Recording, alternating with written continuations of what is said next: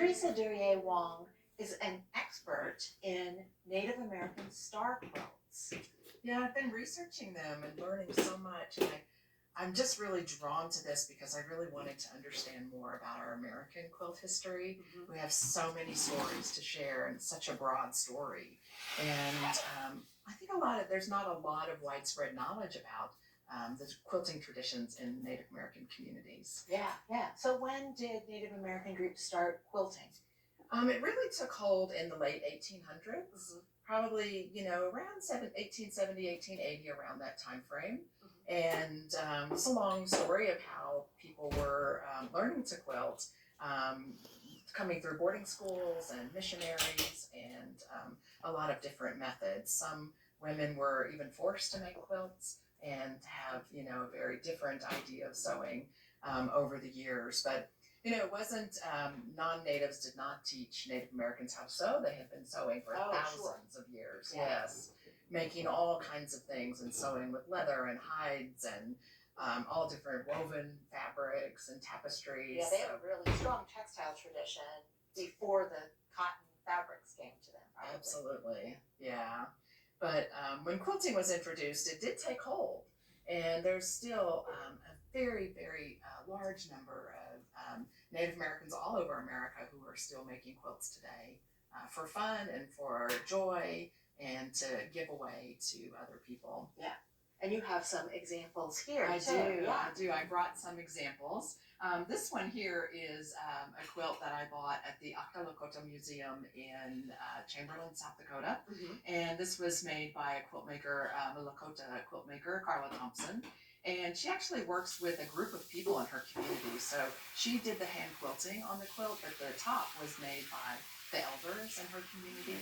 And then she puts them together and they're for sale at the museum. So these are going out to visitors who visit the museum in person and online, and really sharing that rich star tradition with people who are interested in having one of these pieces. Now, are there certain colors that are favored? This is hot, bright colors. Yeah, I think color is a rampant theme, not so much muted colors or, taupe or, neutrals. No neutrals. I think you often see a lot of color in these quilts, and that's part of what makes them so fun and so interesting.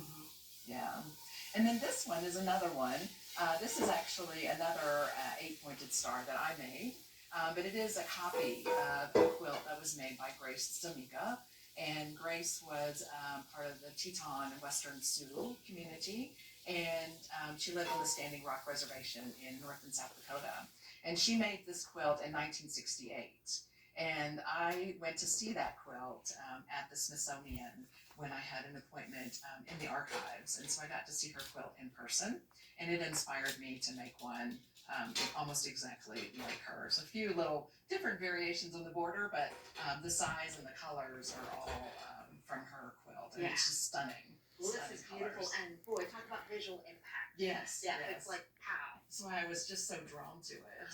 So this particular quilt came to the Smithsonian through a collection that's a kind of an interesting story. A non-native woman named Florence Fulford lived in Northern California.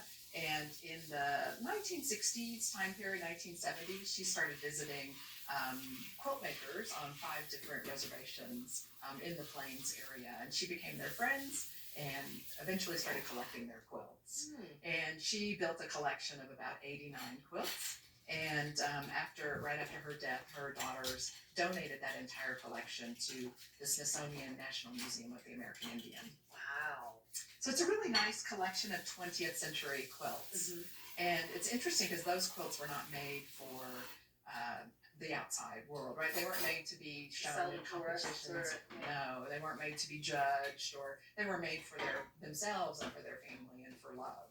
And so they're really interesting quilts. And so that was exciting to be able to go to the Smithsonian and see those particular quilts from that time period. Oh, I bet. 24 of the quilts in Florence's collection were made by one woman, and her name was Elmira Buffalo Bone Jackson. And she and Florence were great friends. And Florence saved a lot of her letters, and we have a lot of photographs of Elmira. She did pass away in around 2000. And she had a tough life, actually. She was one of the children who was forced to attend boarding schools, so taken off the reservation at the age of 9 and sent off to boarding schools. And a few years later is when she started making quilts. And she spent a lot of time trying to preserve her native traditions once she got home and back to her family. And this particular quilt that she made, we have a lot of information about it because she wrote letters to Florence about this quilt.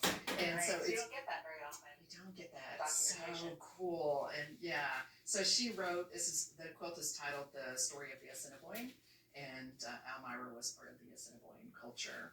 And so she's, made this 8-pointed star motif with teepees is part of the design. And she wrote all about how the red at the bottom of the teepees is from the stains at grass when they camped at night. And she has just a really lovely story. She inserted these little tiny black and white triangles here that representing her dogs throughout her life. Huh. Yeah, she was So it really quite does fun. tell a story. It does tell a story. But again, such great graphic impact. And such a beautifully quilted quilt. And I called this the 8-pointed, this design, this iconic 8-pointed star, the star quilt. In non-native communities, we would call this a Lone Star or a Star of Bethlehem. Right. But in the Native American community, it's just referred to as a star quilt. And are stars important in Native American communities? Stars are very, very important. Obviously, they were a source of so much guidance and light and inspiration over the years. But Native Americans also have what's known as like a star knowledge. And your star knowledge is basically, these are like folk tales that tell your origin story. And your knowledge of those stories is referred to as star knowledge. Beautiful. Yeah, it is. This is another one that Elmira made. And this one is called Florence's Quilt. And she made this beautiful quilt for Florence. And you were asking about the colors. This color also matches your beautiful shirt that you have on too. More bright colors. Yeah, very, very bright colors, and it seems very indicative of the kind of quilts that Elmira made because she was all about color. And she used to sign her letters even, riotous color and things like that. She was quite funny.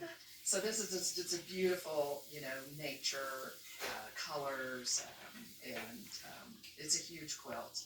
And another one of the really precious ones at the Smithsonian. One more we have, and this one is made by Agnes Looking Horse.